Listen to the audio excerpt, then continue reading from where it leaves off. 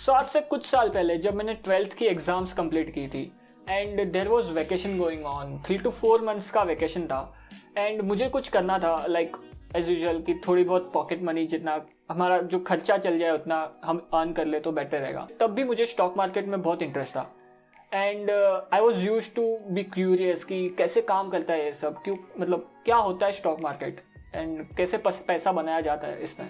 So as usual जैसे हर बच्चा करेगा, मैंने अपने डैड को बोला कि डैड मुझे स्टॉक मार्केट में इंटरेस्ट है और आप अपने किसी फ्रेंड को बोल के मुझे स्टॉक मार्केट में जॉब लगवा दो, कुछ भी जॉब चलेगी, मुझे बस अपना एक्सपीरियंस गेन करना है और मुझे जानना है कि ये कैसे काम करता है। सो माई डैड वॉज लाइक શું છે આ બધું સ્ટોક માર્કેટના ત્રણ કાંઈ આ જોવા છે તમને ખબર નથી પડતી, चुपचाप धंधे लग मारा।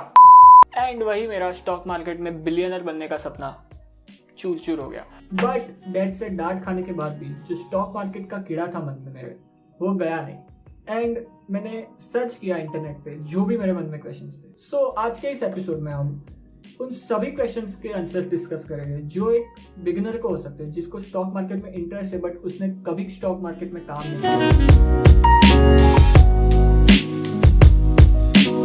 सो the first question we are gonna discuss is एक कंपनी स्टॉक मार्केट में लिस्टेड क्यों होती है। लाइक अगर आपको नहीं पता तो मैं आपको बता दूं, हर कंपनी स्टॉक मार्केट में नहीं लिस्टेड होती। रिलायंस, टीसीएस, इन्फोसिस जैसी कंपनी स्टॉक मार्केट में लिस्टेड है, बट ऐसी भी कई कंपनीज है लाइक अमूल, लाइक पतंजलि, ऐसी भी कई कंपनीज है जो स्टॉक मार्केट में लिस्टेड नहीं है और वो भी बड़ी बड़ी कंपनीज है। सो इस क्वेश्चन का एक सीधा सा आंसर है क्योंकि कंपनी को पैसों की जरूरत होती है। नाउ अगर एक कंपनी को अपने ग्रोथ के लिए, अपने बिजनेस को एक्सपांड करने के लिए पैसे की जरूरत होगी तो कंपनी के पास दो तरीके हैं। फर्स्ट, लोन लेना बैंक से या फिर एनबीएफसी से, एंड सेकेंड, स्टॉक मार्केट में लिस्टेड होना।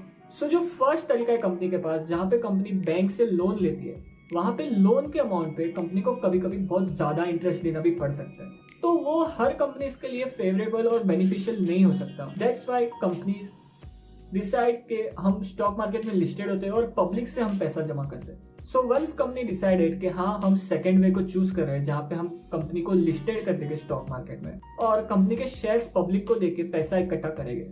सो इसके लिए जो रिक्वायरमेंट्स होती है वो फुलफिल करने के बाद कंपनी अपना इनिशियल पब्लिक ऑफर, जिसे हम शॉर्ट में आईपीओ कहते हैं, वो लेके आती है जब वेरी फर्स्ट टाइम कंपनी अपने शेयर्स को स्टॉक मार्केट में लिस्टेड करना चाहती है। एंड जब वेरी फर्स्ट टाइम कंपनी अपना आईपीओ लेके आती है तब हमारे आपके जैसे लोग, जिसे रिटेल इन्वेस्टर कहा जाता है, एंड जो बड़े बड़े इन्वेस्टर होते हैं, जो फंड्स चलाते हैं, जो फॉरेन इन्वेस्टर्स होते हैं, वो सभी लोग वो कंपनी में इन्वेस्ट करने के लिए वो कंपनी का आईपीओ के लिए अप्लाई कर सकते हैं। एंड वंस आईपीओ के जो सारे प्रोसीजर होते हैं वो कंप्लीट होने के बाद लिस्टिंग डे पर वो कंपनी स्टॉक मार्केट में लिस्ट हो जाती है।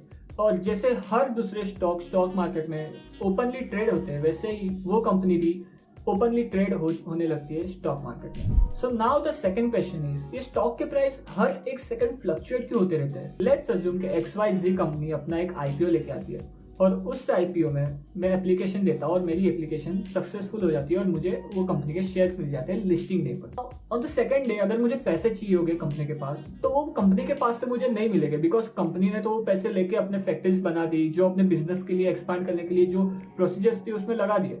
सो नाउ कंपनी के पास वो पैसे नहीं है मेरे। सो उसके लिए एक ओपन मार्केट की जरूरत है जहां पे मेरे और आपके जैसे कई लोग शेयर्स को बाय और सेल कर सके। तो मेरे पास वो XYZ कंपनी के शेयर्स है और मान लो कि उसका प्राइस अभी 100 रुपए चल रहा है और मुझे वो शेयर्स बेच के अपने पैसे वापस चाहिए। तो मैंने ओपन मार्केट में एक ऑर्डर डाल दिया, 100 रुपए पे मैं ये शेयर्स बेचना चाहता हूँ। और लेट्स अज्यूम कि सामने एक बंदा, जो कहीं से भी हो सकता है, कोई भी हो सकता है, मुझे उससे कोई लेना देना नहीं है, वो बंदा ये कंपनी में इंटरेस्टेड है एंड ही थिंक्स के 100 रुपए में ये कंपनी चीप मिल रही है मुझे, तो वो बाय ऑर्डर डालता है 100 रुपए के XYZ कंपनी के लिए। सो यहाँ पे मुझे XYZ कंपनी के 100 रुपए के शेयर्स बेचने हैं और जो स्ट्रेंजर है उसको 100 रुपए के XYZ कंपनी के शेयर्स खरीदने हैं। सो यहाँ पे एक ट्रेड एग्जीक्यूट होता है जहाँ पे मेरे डीमैट अकाउंट से वो सेल ऑर्डर एग्जीक्यूट होके उसके डीमैट अकाउंट में वो शेयर्स बाय हो जाते हैं उसका बाय ऑर्डर एग्जीक्यूट होने के बाद। एंड दैट पर्टिकुलर मोमेंट जहाँ पे ये ट्रेड एग्जीक्यूट हुआ 100 रुपए पे, हर कोई बंदा जो स्टॉक का प्राइस देख रहा है उन्हें 100 रुपए का प्राइस दिखाई देगा, जिसे हम लास्ट ट्रेडेड प्राइस कहते हैं। और इसी तरह जो हजारों कंपनीज लिस्टेड है स्टॉक मार्केट में, उन सभी कंपनियों के शेयर्स हर एक सेकंड ट्रेड हो रहे हैं और इसी वजह से शेयर प्राइस हर एक सेकंड फ्लक्चुएट होते हैं। Now the next question is, अगर आपको स्टॉक मार्केट में इन्वेस्ट करना है तो आपको किन किन चीजों की जरूरत रहेगी। जैसे मैंने आपको बताया कि जब एक ट्रेड एग्जीक्यूट होता है तो एक पर्सन के अकाउंट में से वो शेयर्स निकल के दूसरे पर्सन के अकाउंट में वो शेयर्स क्रेडिट हो जाते हैं। बट ये जो अकाउंट है ये कोई नॉर्मल बैंक अकाउंट नहीं है, इसे डीमैट अकाउंट बोला जाता है। और ये डीमैट अकाउंट आप किसी भी ब्रोकर के साथ खुलवा सकते हो। मैं पर्सनली ज़रूरत यूज करता हूँ, जहाँ पे अकाउंट 3 से 4 दिन में ओपन हो जाता है। आपको कहीं जाने की जरूरत नहीं है, सारे प्रोसीजर्स ऑनलाइन हो चुके हैं and I am pretty happy with their service. अगर आपको भी चाहिए कि आप ज़रूरत के साथ अकाउंट ओपन करवाना चाहते हो तो मैंने लिंक डिस्क्रिप्शन में दे रखी है, आप ओपन करवा सकते हो। द नेक्स्ट क्वेश्चन इज हमारे पास कितने पैसे होने जरूरी है अगर हमें स्टॉक मार्केट में इन्वेस्ट करना है। और ये एक रीजन की वजह से मुझे स्टॉक मार्केट बहुत ही पसंद है। Unlike any other investments, like अगर हमें गोल्ड में इन्वेस्ट करना हो, अगर हमें रियल एस्टेट में इन्वेस्ट करना हो या फिर हमें जमीन खरीदनी हो तो हमें एक बहुत बड़ा अमाउंट इन्वेस्ट करना पड़ता है। But in stock market a person can start investing with minimum of 1000 rupees as well। ऐसे कई म्यूचुअल फंड्स है जहाँ पे आप 1000 रुपए से 500 रुपए से भी इन्वेस्टिंग स्टार्ट कर सकते हो।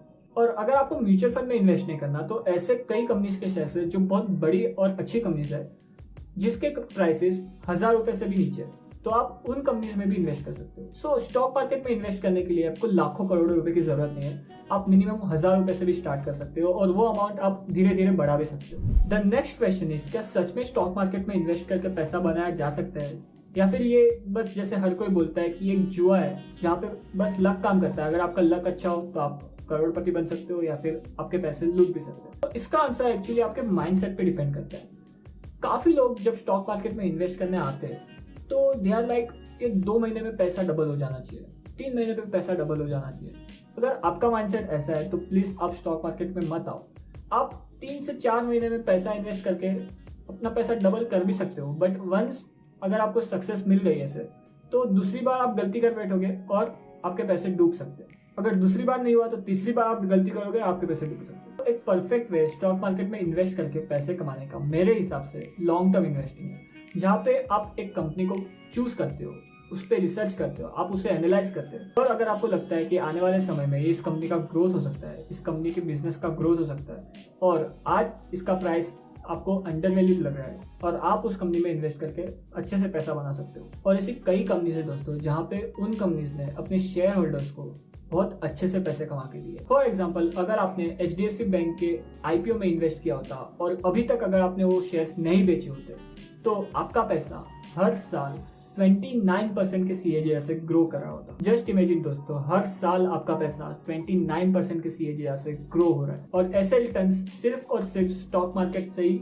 हासिल किए जा सकते हैं। ऐसा कोई अदर ऑप्शंस नहीं है जहाँ पे इन्वेस्ट करके 29-30% के रिटर्न्स आप जनरेट कर सकते हो। सो यस, स्टॉक मार्केट में इन्वेस्ट करके बहुत अच्छा पैसा बनाया जा सकता है, बट द कंडीशन इज आपको अच्छी कंपनियों में इन्वेस्ट करना है। जो कंपनी के बिजनेस आप समझ सकते हो उन कंपनीज में इन्वेस्ट करना है और इन्वेस्ट करने के बाद आपको उन कंपनीज में बने रहना है लॉन्ग टर्म के लिए।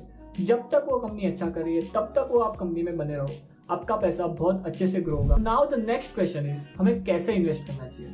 चलो मान लिया कि हाँ, स्टॉक मार्केट में पैसा बनाया जा सकता है, बहुत अच्छा पैसा बनाया जा सकता है, बट किस तरीके से इन्वेस्ट करना चाहिए जैसे कि ये बहुत अच्छा पैसा हम बना सके एक्चुअली में।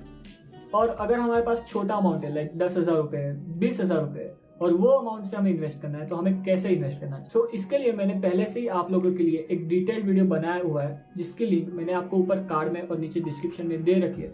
उसके देखकर आपको बिल्कुल समझ में आ जाएगा कि एक बंदी को कैसे इन्वेस्ट करना चाहिए स्टॉक मार्केट में। सो आप उसे जरूर चेकआउट करना। तो आई होप आपके जो बेसिक क्वेश्चंस है उनके आंसर आपको मिल गए होंगे। इफ नहीं तो आपके जो भी क्वेश्चंस है वो आप नीचे कमेंट में लिख सकते हो, मैं आपको जरूर रिप्लाई दूंगा। On that note guys, thank you for watching this video. I hope ये वीडियो आपको इन्फॉर्मेटिव और इंटरेस्टिंग लगा होगा। If yes, तो प्लीज ये वीडियो को लाइक जरूर करना एंड शेयर जरूर करना अपने फ्रेंड्स और फैमिली के साथ जिनको स्टॉक मार्केट में इंटरेस्ट है। एंड सब्सक्राइब कर दो इस वाले चैनल को। मैं आपसे मिलता हूँ नेक्स्ट वीडियो में।